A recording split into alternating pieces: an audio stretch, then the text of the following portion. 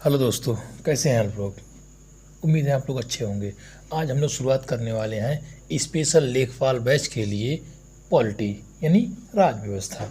ठीक है, तो हम लोग बात करेंगे भारतीय संविधान की, और भारतीय संविधान क्या होता है, कैसा होता है, इसके बारे में विस्तार से बात करेंगे। एक लंबी गुलामी के पश्चात भारत ने अपना रुख एक कॉन्स्टिट्यूशन के रूप में कैसे बदल लिया, उसके लिए क्या क्या किस किस प्रकार की कठिनाइयाँ आई, ये सब हम लोग धीरे धीरे समझेंगे। और फिर हम ये भी समझेंगे कि भारत में डॉक्टर भीमराव अंबेडकर का संविधान बनाने में कितना योगदान रहा था। ठीक है, चलिए आगे बढ़ते हैं। भारत का संविधान दुनिया का सबसे बड़ा संविधान है। ये संविधान 26 नवंबर 1949 को बनकर तैयार हुआ था, लेकिन इसे कानूनी रूप से 26 जनवरी 1950 को लागू किया गया। इसी दिन को आज हम भारत को गणतंत्र दिवस के रूप में मनाते हैं। जैसा कि आप सभी लोग जानते हैं कि भारत को बनाने में काफ़ी वक्त लगा था, और इसकी विशेषताएं क्या रही थी, कैसे कैसे लागू हुआ, हम लोग देख रहे हैं धीरे धीरे। ठीक है, उसके पश्चात हम देखते हैं कि संविधान जो लिखा गया है उसकी जो ओरिजिनल कॉपी है वह हिंदी और इंग्लिश दोनों भाषाओं में लिखी गई थी। इन्हें आज भी भारत की संसद में हीलियम भरे डिब्बों में सुरक्षित रखा गया। देखिए, ये बहुत ही इम्पोर्टेंट चैप्टर्स हैं आपके लिए। एक एक बात को ध्यान से देखें, ध्यान से पढ़ें, ये आपके एग्जाम में रखे हुए क्वेश्चन मिल सकते हैं। ठीक है, चलिए आगे बढ़ते हैं। लिए संविधान की जो असली कॉपी है, यानी अपने हाथ से जो लिखने वाली कॉपी है, उसे नारायण मतलब उसकी जो कॉपी है प्रेम बिरहाई नारायण रायजादा ने अपने हाथों से लिखी थी। ये बेहतरीन कैलीग्राफी के जरिए लिखी गई थी, जिसके अक्षर इटैलिक भाषा में थे। किस में थे? इटैलिक भाषा में। इसके हर पन्ने को शांति निकेतन के कलाकारों ने सजाया था। आपको यह बात पता होनी चाहिए। संविधान सभा की पहली बैठक यानी इसको स्टार्ट करने के लिए कि कौन कौन इसमें शामिल होंगे और क्या करेंगे, इसके लिए पहली बैठक 9 दिसंबर 1946 को हुई थी। और संविधान को तैयार करने में कुल 2 साल 11 महीने 18 दिन का वक्त लगा था। इसका मतलब है कि संविधान बनाने में एक बड़ा लंबा समय व्यतीत हुआ है। 2 साल 11 महीने अर्थात इसका मतलब है लगभग 3 साल का समय इसमें पूरी तरीके से लग गया था। ये यूं ही संविधान तैयार नहीं हुआ, भारत के छोटे से छोटे, बड़े से बड़े वर्ग को शामिल किया गया था इसमें। इसीलिए इसमें कोई दो राय नहीं है कि भारत का संविधान विश्व का सबसे बेहतरीन संविधान साबित हुआ है हमारे देश के लिए, जिसके लिए आज भी हर वर्ग मानता है। और कहीं ना कहीं इसमें ऐसी सटीकताएँ दी हुई हैं जो आज भी बेहतरीन रूप से स्पष्टीकरण प्रदान करती हैं हमारे लिए।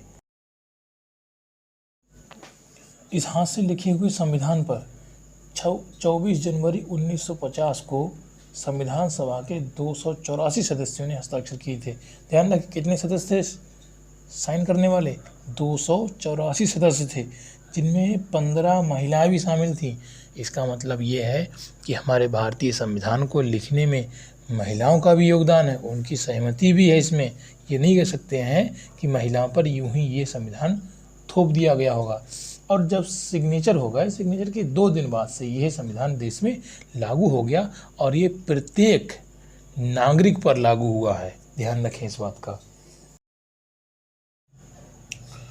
हमारा संविधान 25 भाग, 448 अनुच्छेद और 12 सूचियों में बटा हुआ है। भारतीय संविधान किसी दुनिया का सबसे बड़ा संविधान है। ध्यान रखें, हम अगर बात कर रहे हैं ये वर्तमान संविधान की। ठीक है, इससे पहले क्या था? 22 भाग थे, 8 अनुसूचियाँ थीं। ठीक है, और ये सब अनुच्छेद मिला करके लगभग में 500 से अधिक हो जाते हैं। लेकिन वर्तमान में क्या है कि अनुच्छेद 395 अनुच्छेद माने जाते हैं, और 22 भाग और 12 अनुसूचियाँ वर्तमान में मानी जाती हैं। हमारे देश का जो संविधान है उसकी प्रस्तावना यानी प्रियम्बल, और जो अमेरिका का संविधान है उसकी प्रस्तावना दोनों एक जैसी हैं। दोनों के संविधान की जस्ट जो शुरुआत होती है वह बी द पीपल यानी हम लोग का मतलब है जो जिस देश के लोग हैं उस लोगों के हिसाब से शुरुआत होती है। यानी देश का संविधान देश के लोगों के द्वारा देश की जनता पर नियंत्रण करने के लिए बनाया गया या उसको चलाने के लिए बनाया गया है। कोई शक? पंचवर्षीय योजनाओं का फार्मूला रूस से लिया गया था, और राज्य के नीति निर्देशक तत्व आयरलैंड के संविधान से लिए गए हैं। हमारे संविधान की प्रस्तावना में मौजूद स्वतंत्रता, समानता और भ्रातृत्व के आदर्श फ्रांस की क्रांति से लिए गए हैं। यही फ्रांस की क्रांति का उद्देश्य बाकी भी था। दरअसल जैसी चीज़ें जो बेहतरीन थी संविधानों में, हमने उन सबको ले लिया। लगभग में 60 देशों के संविधानों को हमारे विशेषज्ञों ने पढ़ा, समझा और उनमें जो बेहतरीन चीज़ें थी सबको उठा लिया और उठा करके इसमें समाहित कर दिया। हमारे संविधान निर्माता संविधान का खाका तैयार करने के दौरान कई देशों के संविधान से प्रभावित थे। जैसा कि मैंने बताया कि 60 देशों का संविधान का अध्ययन किया गया। इसीलिए कई बार कुछ विशेषज्ञ जो भारतीय संविधान है उसको बहुनुमति का पिटारा या कह सकते हैं उधार का पिटारा जैसे नामों से पुकार कर उसकी आलोचना भी करते हैं। और जाहिर सी बात है कि भारत में भारतीय लोगों का कुछ नहीं है। भारतीय संविधान एक प्रकार का उधार का दस्तावेज माना जाता है। ऐसा कई बार सुनने में आता रहता है। ठीक है, फिर बात करते हैं। शुरुआत में संविधान में प्रॉपर्टी का भी अधिकार दिया गया था, जो एक प्रकार का मौलिक अधिकार था।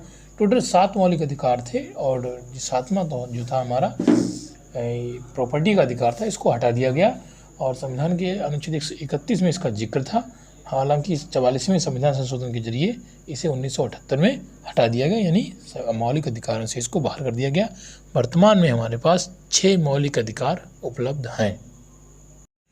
अगर जानकारी परीक्षा उपयोगी लगी हो तो कृपया चैनल को सब्सक्राइब जरूर कर लें। बाकी की कहानी हम लोग विस्तार रूप में कल शुरू करेंगे अगले चैप्टर में। ठीक है, कल हम बात करेंगे कि किस प्रकार के कौन कौन लोग इसके शुरुआत में सदस्य बने, कौन कौन अध्यक्ष बने, और फिर हम बात करेंगे अनुच्छेद 1 से। अनुच्छेद 1 से इसकी शुरुआत करेंगे और लेखपाल के लिए विशेष रूप से बेहतरीन कार्यप्रणाली करेंगे।